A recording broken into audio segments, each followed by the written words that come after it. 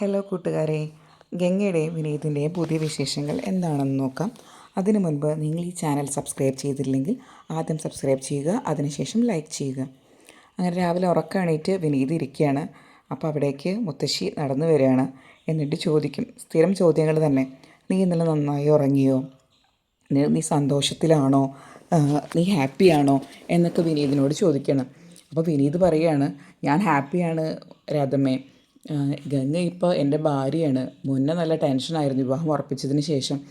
വിവാഹം നടക്കുമോ, വിവാഹം നടക്കില്ലേ, അമ്മ എന്ത് പറയും, ചേച്ചി എന്ത് പറയും. ഇന്നലെ അതൊക്കെ മാറിയത് കാരണം സമാധാനമായിട്ട് കിടന്നുറങ്ങി എന്ന് രാധമ്മയോട് പറയും. അപ്പോൾ രാധമ്മ പറയും, നീ എനിക്കൊരു വാക്ക് തന്നിരുന്നു, 2 പവൻ്റെ മാല വാങ്ങിത്തരാമെന്ന്, അത് മറക്കണ്ട. അപ്പോൾ വിനീത്, ഇല്ല രാധമ്മ, ഞാനത് മറക്കില്ല. ഇപ്പം എൻ്റെ കയ്യിലുള്ള പൈസയൊക്കെ തീർന്നു, അത് കഴിഞ്ഞാൽ ഞാൻ ചെയ്യാമെന്ന് പറയും. പിന്നെ കാണിക്കുന്നത് ചെടി നടുന്ന ശാരദയാണ്. അപ്പോൾ ശാരദയുടെ അടുത്തേക്ക് ഗംഗ വരും. എന്നിട്ട് അവർ രണ്ടുപേരും കൂടി ചെടി നടുകയാണ്. അപ്പോഴാണ് ശാരദ ചോദിക്കുക, വിനീത് എണീറ്റോ? അപ്പോൾ ഗംഗ പറയും, എനിക്കറിയില്ല. അപ്പോൾ നിലമോൾ വന്നിട്ട് പറയും, വിനീതേട്ടൻ എണീറ്റിക്കണം, എന്നോട് ബ്രഷ് ചോദിച്ചു, ഞാനത് മറന്നുപോയി, ഞാനത് കൊണ്ടു കൊടുക്കട്ടെ എന്ന് പറയും. അപ്പോൾ ശാരദ അങ്ങനെ നിലയോട് കണ്ണുകൊണ്ട് കാണിക്കും, നീ കൊണ്ടു കൊടുക്കണ്ട എന്നുള്ള അർത്ഥത്തിൽ. അങ്ങനെ ഗംഗ തന്നെ ബ്രഷും പേസ്റ്റും എടുത്തിട്ട് വിനീതിൻ്റെ അടുത്ത് കൊണ്ടു കൊടുക്കുക, വിനീതിൻ്റെ അടുത്തേക്ക് കൊണ്ടു കൊടുക്കാൻ പോവുകയാണ്. അത്ര ഇഷ്ടത്തോടു കൂടിയൊന്നല്ല പോകുന്നത്, എന്നാലും ചെയ്യുകയാണ്. അങ്ങനെ വിനീത് റൂമിൽ നിൽക്കുന്നുണ്ടാവും. അപ്പോൾ അവിടേക്ക് ബ്രഷും പേസ്റ്റും കൊണ്ടു കൊടുക്കും. പിന്നെ വിനീതിൻ്റെ ഇടാൻ ഡ്രസ്സുകളൊന്നും ഇല്ലല്ലോ. അപ്പോൾ അച്ഛൻ്റെ അലമാരയിൽ പോയിട്ട് ഷർട്ടും മുണ്ടും എടുത്തു കൊണ്ടുവരും. എന്നിട്ട് പറയും, ഇത് അച്ഛൻ്റെയാണ്, വിനീതേട്ടന് പാകമാകും, ഇട്ട് നോക്കിക്കോളൂ എന്ന് പറയും. അത് പറഞ്ഞതിന് ശേഷം അവൾ പോവുകയാണ്. പിന്നെ കാണിക്കുന്നത് ഭക്ഷണം ഉണ്ടാക്കുന്നതാണ്. ഗംഗ ദോശ ഇങ്ങനെ ചുട്ടു കൊടുക്കുന്നു, കാവേരി ഇരുന്ന് ഇങ്ങനെ കഴിക്കുന്നു. അപ്പോൾ ശാരദ ചോദിക്കും, മോളെ നീ ഹാപ്പിയാണോ? അപ്പോൾ അവൾ ചോദിക്കും, എനിക്ക് എന്താ അമ്മ സന്തോഷക്കുറവ്, ഇനി പ്രത്യേകിച്ച് എന്താ ഉള്ളത് എന്നൊക്കെ പറഞ്ഞ് ഗംഗ ഓരോ ലൊട്ടിലൊടുക്ക് ന്യായങ്ങൾ എന്തൊക്കെയോ കുറേ പറഞ്ഞിട്ട് അത് തീരും. പിന്നെ നമ്മുടെ വിനീത് കടയിലോട്ട് വരാൻ വേണ്ടി ഇറങ്ങിയിട്ടുണ്ട്. ഈ സമയം നിവിൻ എങ്ങനെയൊക്കെയാണ് വിനീതിനെ അവിടെ തട്ടിക്കൊണ്ടുവന്നത്, എന്നിട്ട് എങ്ങനെയൊക്കെയാണ് കല്യാണപ്പന്തലിൽ എത്തിച്ചത്, കാവേരിയായിട്ട് എങ്ങനെയൊക്കെ പോയി എന്ന് കഥ അങ്ങനെ കടയിലിരുന്ന് പറയുകയാണ്. അപ്പോഴാണ് വിനീത് നടന്നു വരുന്നത്. അപ്പോൾ വിനീതിൻ്റെ ബൈക്ക് കടയുടെ മുന്നിലിരിക്കുന്നത് കാണും.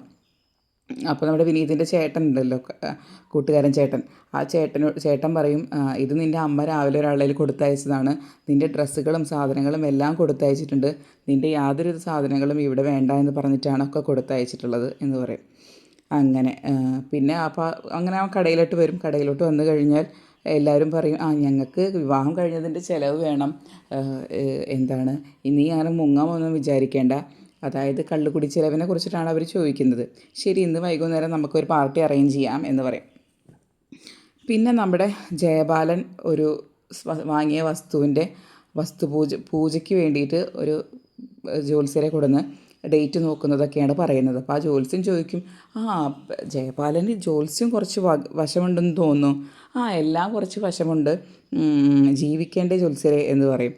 അങ്ങനെ ജ്യോത്സ്യൻ ചോദിക്കും, മകനും ഇതിൽ ഈ ബിസിനസ്സിലോട്ട് ഇറങ്ങിയിട്ടുണ്ടോ? ഇല്ല, അവൻ പഠിച്ചുകൊണ്ടിരിക്കുകയാണ്, ഇതിലോട്ട് ഇറക്കണം, അവൻ മിടുക്കനാണെന്ന് പറയും. അപ്പോൾ ജ്യോത്സ്യൻ പറയും, ജയപാലനെ പോലെ തന്നെ മോനും മിടുക്കനാവണം കേട്ടോ എന്ന്. അപ്പം പിന്നെ അയാൾ പോവും. മകൻ ചോദിക്കുകയാണ് അച്ഛനെ, മറ്റേ ഗംഗയുടെ വിവാഹത്തിൻ്റെ അന്ന് നാട്ടുകാർ കളിയാക്കിയതൊക്കെ ഞാൻ അറിഞ്ഞു, അതിൽ അച്ഛൻ വിഷമിക്കേണ്ട. അപ്പോൾ ജയപാലൻ പറയും, അങ്ങനെ എനിക്ക് വിഷമമൊന്നുമില്ല, ഞാൻ അവർക്ക് ഒരു യുദ്ധത്തിന് ഇറങ്ങുകയാണ്, അതിന് നീയും എൻ്റെ കൂടെ ഉണ്ടാവണം. പിന്നെ കാണിക്കുന്നത് വിനീതിനെ ഓർത്ത് വിഷമിച്ചിരിക്കുന്ന സുജാതയാണ്. സുജാത അങ്ങനെ ആലോചിച്ച് വിഷമിച്ചിരിക്കുകയാണ്, അവൻ്റെ ഓരോ വാക്കുകളും അവൻ്റെ സ്നേഹപ്രകടനങ്ങളൊക്കെ. അപ്പോൾ അവിടേക്കാണ് നമ്മുടെ ഗീത വരുന്നത്. അപ്പോൾ ഗീത പറയും, അമ്മ എന്തിനാണ് ഇങ്ങനെ വിഷമിച്ചിരിക്കുന്നത് എന്നൊക്കെ ചോദിക്കും. പറയും, മക്കളെ പിരിയുമ്പോഴുള്ള വിഷമം അങ്ങനെയാണ് എന്നൊക്കെ പറയും ഗീത. അങ്ങനെ അപ്പോൾ പറയും, എൻ്റെ അമ്മായിയമ്മ സ്വർണ്ണമ്മ നല്ല സ്ത്രീയാണ്, അവർക്ക് എൻ്റെ മനസ്സ് വേഗം മനസ്സിലാക്കാൻ പറ്റും, എന്നെയാണ് ഏറ്റവും കൂടുതൽ മരുമക്കളെ ഏറ്റവും കൂടുതൽ ഇഷ്ടം. പക്ഷേ അപ്പോൾ എൻ്റെ മനസ്സ് മനസ്സിലാക്കിയ കാരണമാണ് മോളേനെ ഇവിടെ ചേർത്തോളാൻ പറഞ്ഞത്. വിനീത് ഇങ്ങനെ ഇറങ്ങിപ്പോയത് കാര്യം പറഞ്ഞപ്പോൾ, നീ നിൻ്റെ അമ്മയെ ഒരിക്കലും തനിച്ചാക്കരുത് എന്നാണ് സ്വർണ്ണമ്മ പറഞ്ഞത്. മനസ്സ് വായിക്കേണ്ട ഒരു പ്രത്യേക കഴിവുള്ള സ്ത്രീയാണവർ.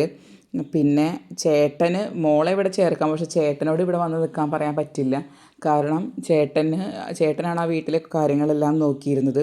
പെട്ടെന്ന് ഒരു ദിവസം അതെല്ലാം ഉപേക്ഷിച്ച് ഇങ്ങോട്ട് വരിക എന്ന് പറയുമ്പോൾ ചേട്ടനൊരു ബുദ്ധിമുട്ട്. അപ്പോൾ ഞാൻ പറഞ്ഞു, ചേട്ടാ അങ്ങനെ വിഷമിക്കേണ്ട കാര്യമൊന്നുമില്ല, എൻ്റെ അമ്മയ്ക്കുള്ളതെല്ലാം ഇനി എനിക്കുള്ളതല്ലേ, അതുകൊണ്ട് ചേട്ടൻ ധൈര്യമായിട്ട് പോന്നോളൂ എന്ന് പറയും. അപ്പോഴാണ് സുജാതയ്ക്ക് ഏകദേശം കാര്യങ്ങൾ പിടികിട്ടുന്നത്. മകളുടെ മനസ്സിൽ ഇങ്ങനെ ഒരു ചിന്ത വന്നിട്ടുള്ളത് സുജാതയ്ക്ക് അപ്പോൾ വളരെ കൃത്യമായിട്ട് മനസ്സിലാവും. എന്നാലും സുജാത മുഖത്ത് മാറ്റമൊന്നും വരുത്തില്ല. പക്ഷെ പുള്ളി ഇതിനെക്കുറിച്ച് ആലോചിക്കുന്നുണ്ട്.